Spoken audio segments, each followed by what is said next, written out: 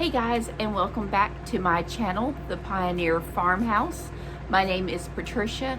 I'm excited to have y'all with me today. This is going to be a very special episode as this is going to be my 100th video, and I'm very close to having my 700 viewers. So y'all hang with me. I've really got a good episode going on for this 100th video. What we're going to be doing is I'm going to show y'all some of the things that has occurred in the past 100 years. I am going to show you pictures of our family during the period of 100 years ago, meals that might have been cooked 100 years ago, family heirlooms, and probably read a little bit of a story, some things that I jotted down and wrote down. First thing today I'm going to show you is that we are going to have a simple meal, something that a pioneer family would have had 100 years ago, and that would have been beans and cornbread and potatoes. So here's the crock pot.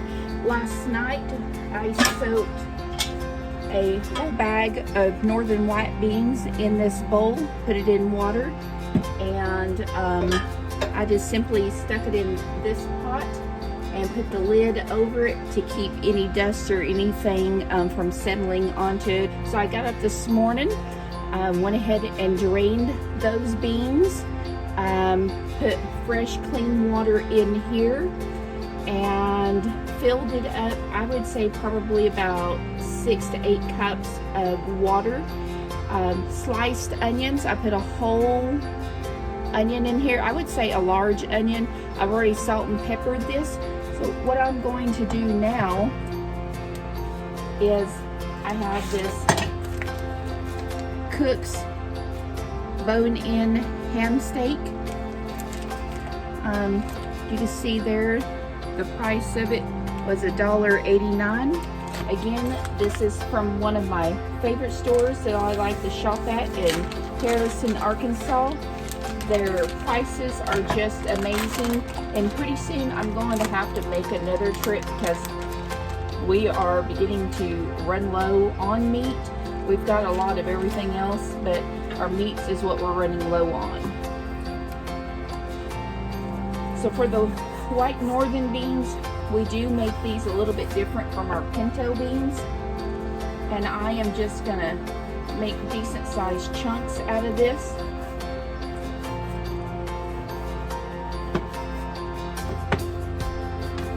And put it back into the beans. We're just gonna put chunky ham back into the beans.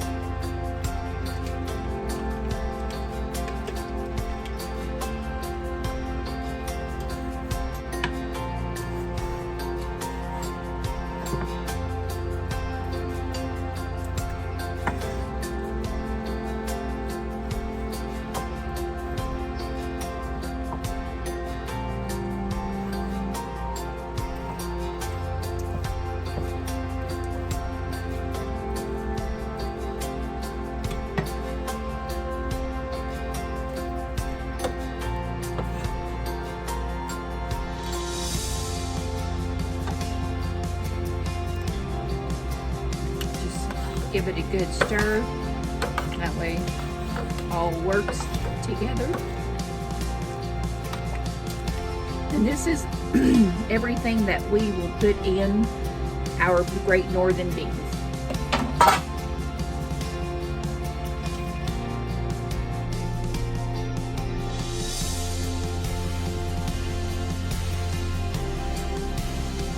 Now to go with this meal, we are going to have fried potatoes and cornbread. Now, I made cornbread from 2 nights ago.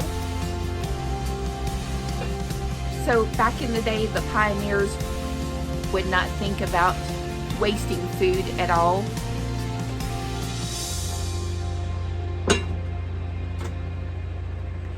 This is what I made a couple of nights ago, and we are going to finish this off with this meal tonight.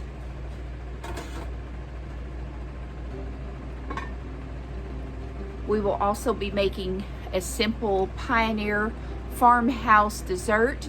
I'm thinking maybe something along the lines of a peach pie or a peach cobbler. Now, growing up, my grandmother always made something called a peach dumplings. Now, my whole entire life, I didn't know that there was anything any different other than peach dumplings. Peach cobbler, I knew that there was peach pies, but I really didn't know that there was a such thing as a peach cobbler until I married my husband, and he said, hey, will you make me a peach dessert or something? So I immediately thought about my grandmother making peach dumplings.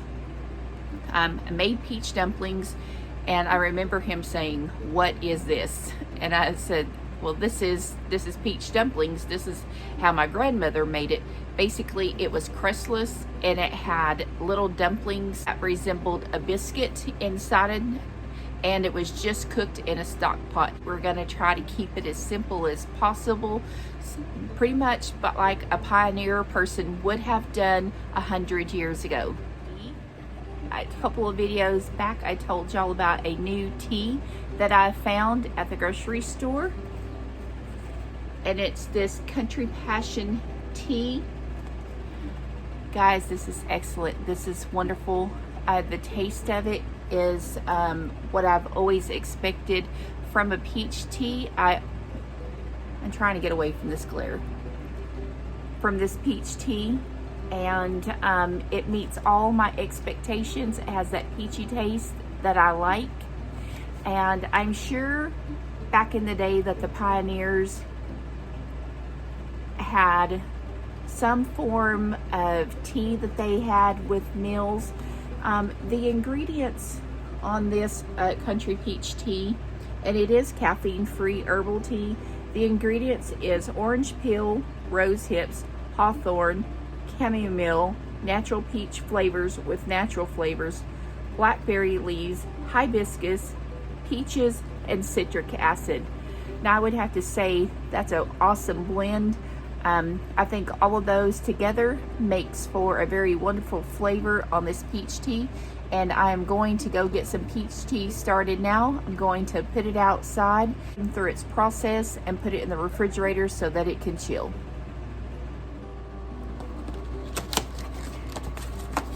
Now the box says to put 2 bags of tea in. I'm going to want mine a little bit stronger, so I'm going to put 3 of those in. The good thing about these, if you wanted just a single cup of tea, these tear really easily.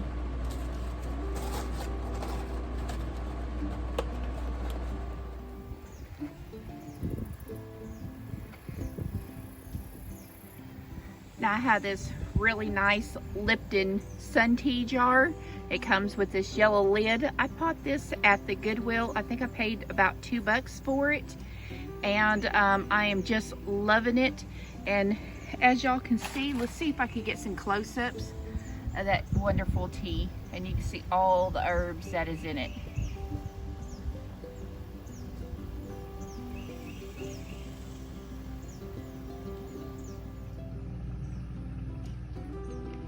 Now this is a picture of my grandmother Renfro.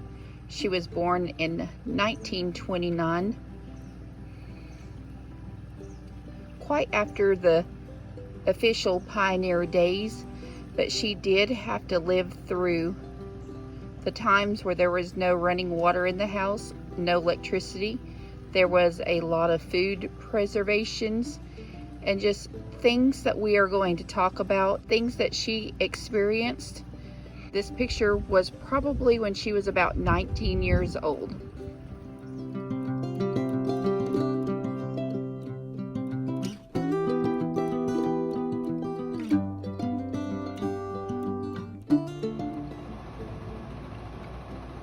Now this photo is very special to me.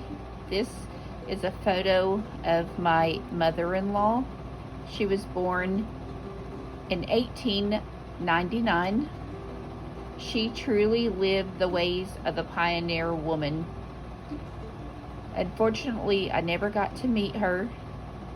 I've been told numerous times that I would have loved her. My husband says we're very much so alike. We have a lot of the same similarities. I often feel that I should have been born 100 years ago. I like the ways of the old ways. I guess if you never knew what the future was going to hold, it would not have made any difference because you would not have known that there was anything any better. I know life was harder, but things seemed to be more simple. I'm not sure how old she was in this picture. Again, I would say she was probably somewhere between 16 to 20 years old.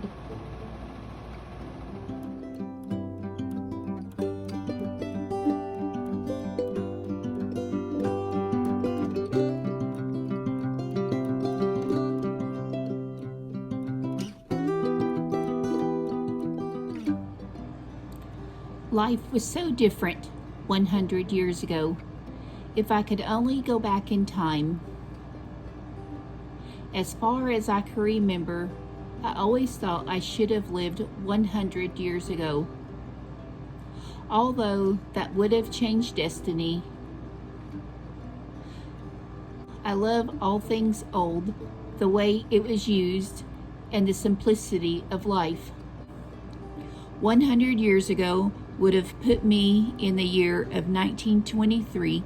That would have put me in the era of my mother-in-law, Grace Cole, and my great-grandmother, Tuttle, and grandmother, Renfro.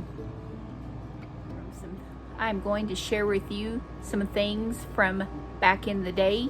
I have a cookbook that I really enjoy reading. I don't cook much from it, but I think that I'm going to start cooking from it just because of the simplicity of a lot of the ingredients, and a lot of them sound very interesting.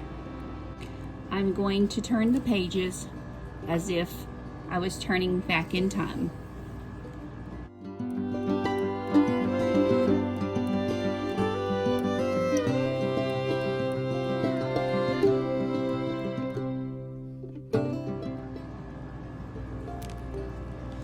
The days of pioneer living are long gone. There are those of us that still cherish the days of long ago. Pioneer women had to be tough. The days of a pioneer woman was from sunup to sundown. The woman kept busy, raising their children, cooking 3 meals a day from scratch. My husband said, "We ate what we grew, and we grew what we ate." Imagine being a woman from the pioneer days in the 1800s and the early 1900s. Life for a pioneer woman revolved around her home. Not only did she raise and care for her family, she may have milked the cow and tended to the garden. Meals were pretty basic and simple in the day. With a few ingredients, a good meal was prepared.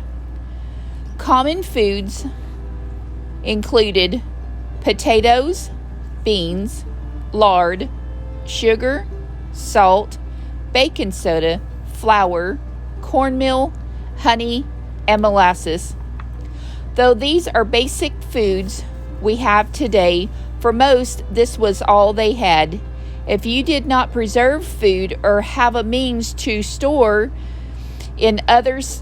foods from other seasons, fruit and vegetables was not available to you. Canning and preserving food was a way of life.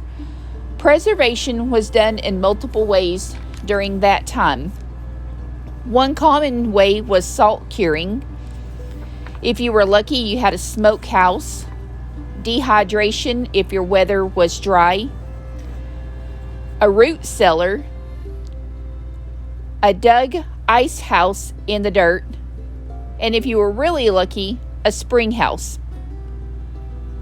I roughly touched on their lives. There was so much more such as laundry, sewing new clothes, or mending the old ones. Transportation was by horse or wagon, or you walked. Water collection, sleeping, hygiene, fun and games. The list goes on and on. Not only did the women have it rough, so did the men and the children.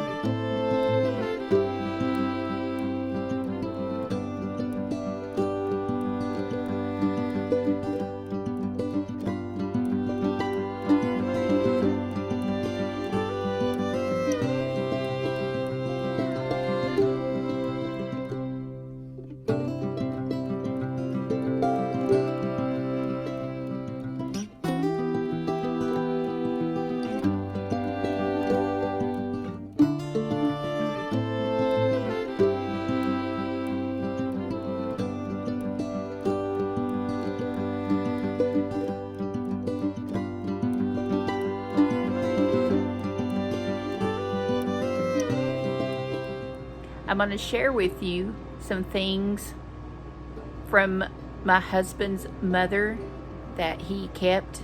All of them are really special to me. These date back to the early 1900s. So let me show you what I have. This silverware belonged to Mrs. G.B. Cole. That's my grandmother Cole. Uncle Bun and Aunt Nettie. Uncle Bun is my dad's brother. Papa and Mother, that's my father and mother, gave it to her piece at a time before Grandpa Cole died. Mother had it resilvered.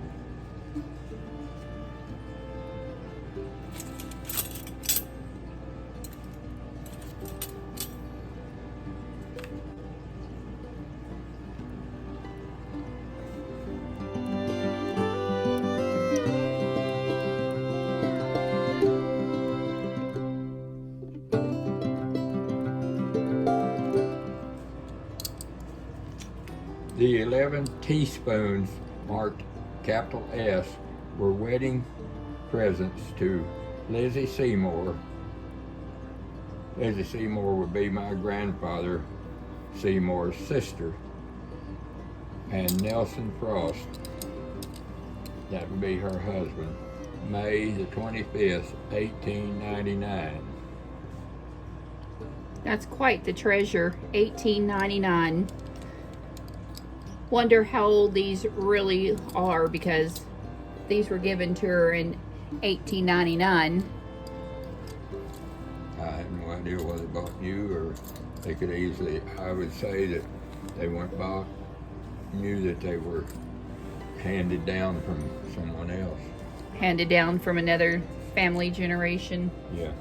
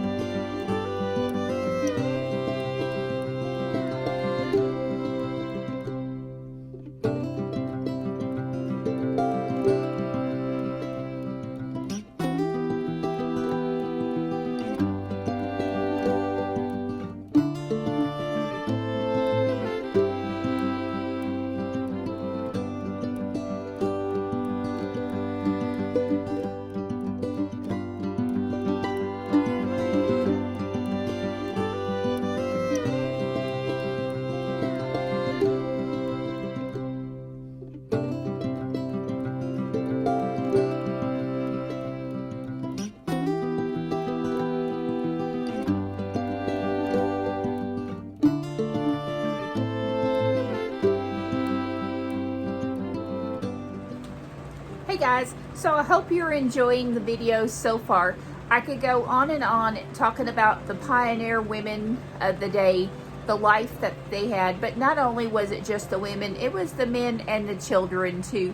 But most intriguing to me is the women, because I am a woman, and those daily life chores would have affected me, and they did affect my family members. I want to share with you some very precious dishes that I have that belong to my mother-in-law. They are all dated. She had the great notion that when she got gifts from people, that she did put a label on them. So first off, this is her glass rolling pin. Now, this does not have a date on it. I know it's got to be pretty old. It is a glass rolling pin. I don't know if many of y'all have ever seen a glass rolling pin or know how they're used, but this was made to put ice water in, or ice in, so that way when you were rolling your dough, it would keep it cold.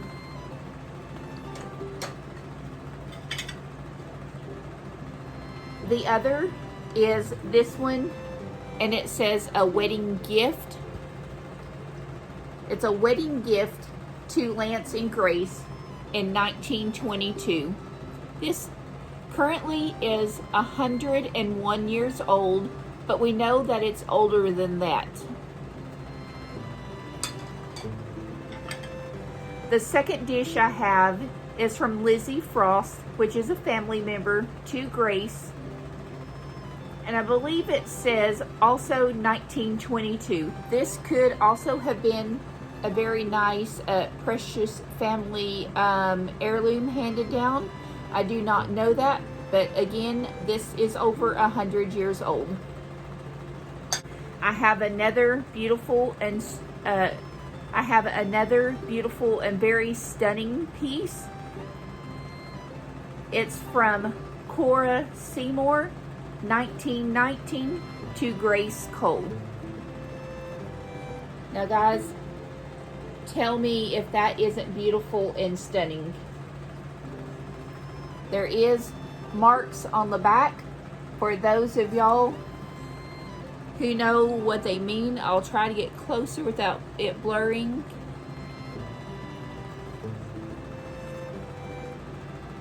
This says Albany Royal something, I think Portuguese. But, and then somewhere right there is also another mark. But this is a very valuable piece. This one here, again, is over 100 years old. I have lots of things in the house from saddles that my husband's father used in World War I when he was in it. We have his spurs, countless numbers of pictures, jars, dishes. A lot of them we just have kind of stored away for protection.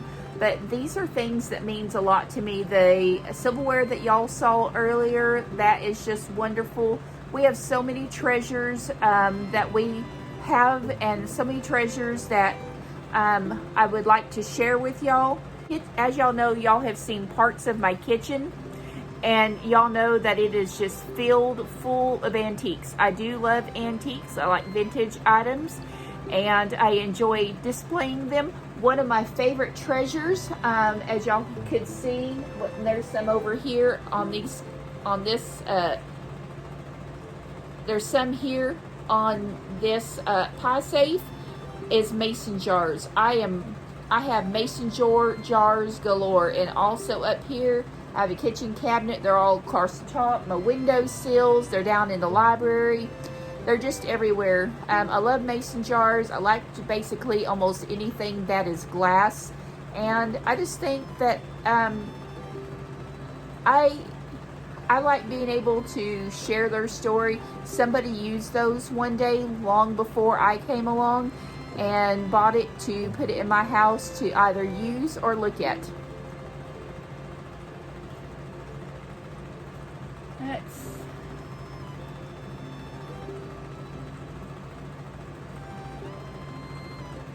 Alright guys, so I'll take you back to mealtime. The beans are finished. I am going to make the fried potatoes, and I'm going to get the peach dessert going. I don't think I'm going to do the peach I don't think I'm going to do the peach dumplings. I think I am going to do a rustic peach wrap and put it in the oven. It's going to be really quick. I am not going to make the pie shell. I do have a pie shell, a roll-out pie shell that I'm going to use. It's going to be a lot easier. So anyways, guys, thank y'all for hanging with me. There's going to be a lot more of these videos, and I'm actually going to have videos where I'm going to start using the items and displaying how they were used and their purpose. Okay, so kind of getting a little bit cool outside. I've turned our AC off to give it a break. It's just been raining so much, and I don't mind that it gets just a little bit hot. So like I said, the pioneer people used things that were simple. One of those is lard. I buy this lard, and y'all can see exactly how much lard I used. I bought this and used it on April the 21st. I dated it. So we use very little. I try to bake as much as we can to keep from eating so much lard. But if I was gonna have to eat one oil, it would be lard. This is something that I have made before in the past. It is really simple. It is easy, and I definitely recommend using the lard. I know there's some people out there who are a lot more health conscious and use the olive oil, but I do not like the taste of olive oil. Okay, here's the tea, guys. I'm telling you, this stuff is wonderful. I love it. I love it. I love it. And I bought this at Walmart. That is that peach country passion, and I just love it. I cannot say enough about it.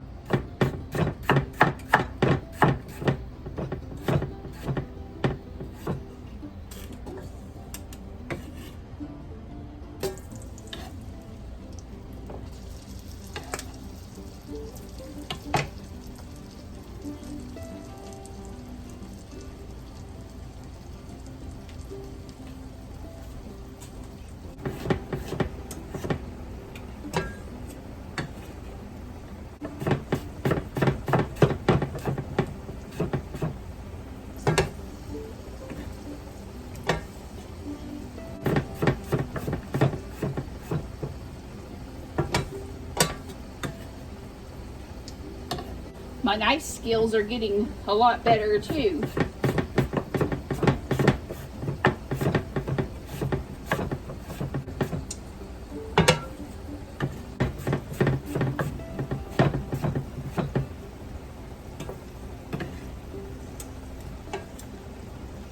We'll just go ahead and cut this other because we could eat it. Leftovers, which we do eat a lot of leftovers in this house. We don't let a whole lot go to waste.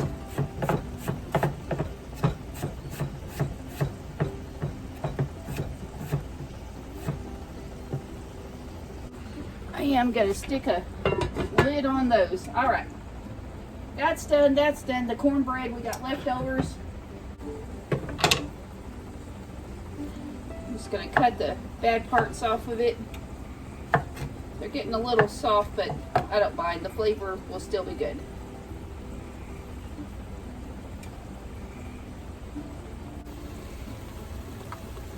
All right, so I've got our peaches cut up. I'm going to leave the skins on them. A lot of good nutrition is there in the skin. I'm just going to add a dab of water to it.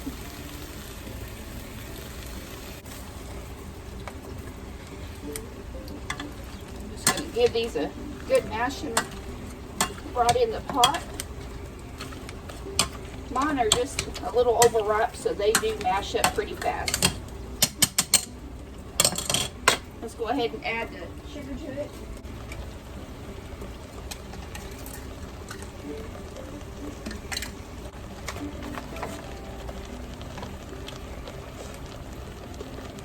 Now I'm going to add a bit of flour to that to get it to thicken.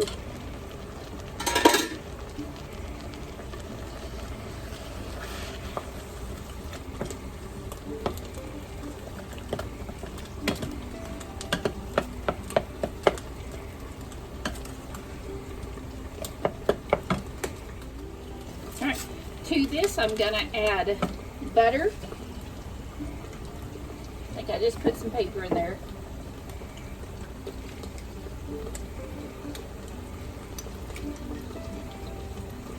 A little bit of vanilla.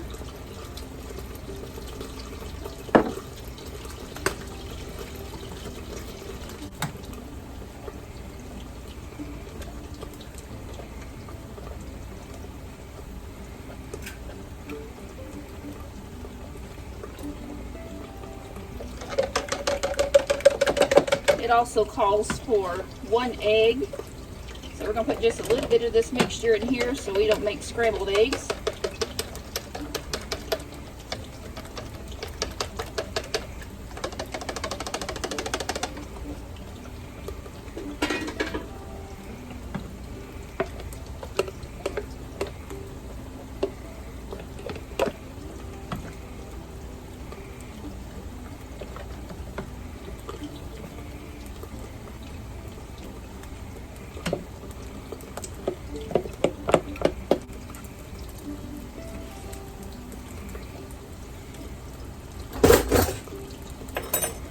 Oh, that tastes so good.